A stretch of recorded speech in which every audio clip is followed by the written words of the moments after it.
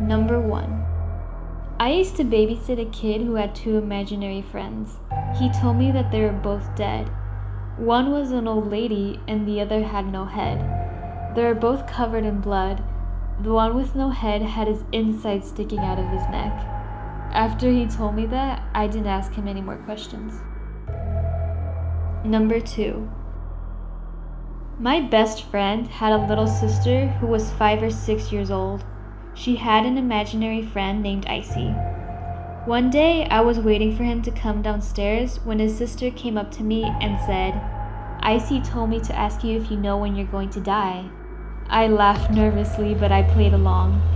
"No, of course not," I said. "No one knows that. Hopefully I won't die until I'm very old." The little girl shook her head sadly and said, "No, Icy wants me to tell you it'll be tonight." And with that, she just walked away. Number 3. My parents told me that when I was about 3 or 4, I had an imaginary friend named Jin. Apparently, I told them she was an old lady and she lived in our backyard. My parents said I talked about her all the time and I warned them not to let her inside the house. My parents were so freaked out by it that they went to a Christian pastor for advice. He told them the name sounded familiar and said he would do some research on it. He mentioned it to a Muslim friend of his who told him that, in Islamic belief, a jinn is a demon that attaches itself to people or inanimate objects.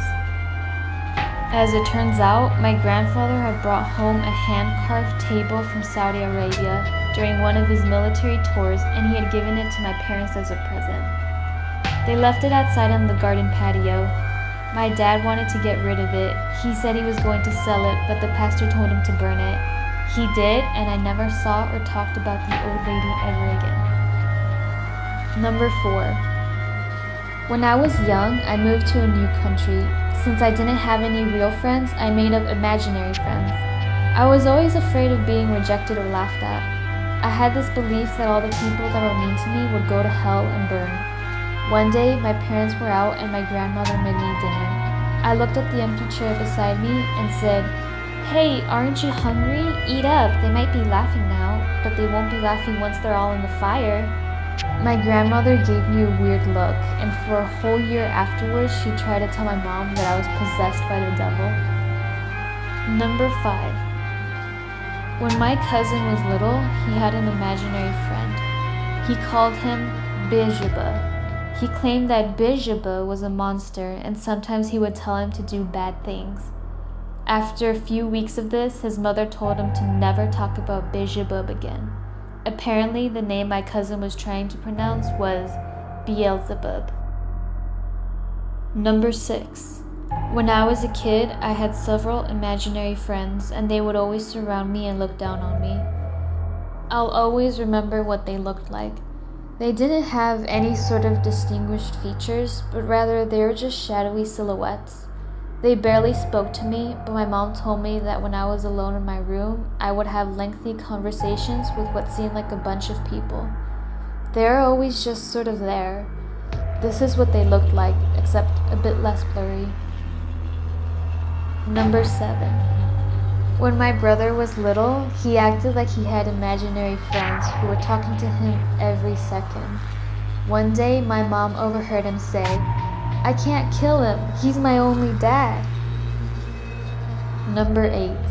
When my sister was 6 or 7, she had an imaginary friend named Emily. My sister played with Emily constantly, and my parents started noticing she was acting weird. She was very distant, and she just sat in the middle of her room whispering to Emily. One day, my brother was walking by, and my sister was sitting in the middle of her room. She suddenly turned around and hissed at him. It was scary because she didn't even look like our sister. My parents ran up to her room, and I could hear my sister screaming and screaming, "Get out! Get out!" as loud as she could. I have no idea what happened in that room, but when the screaming stopped, I saw my parents holding my sister and they were crying their eyes out.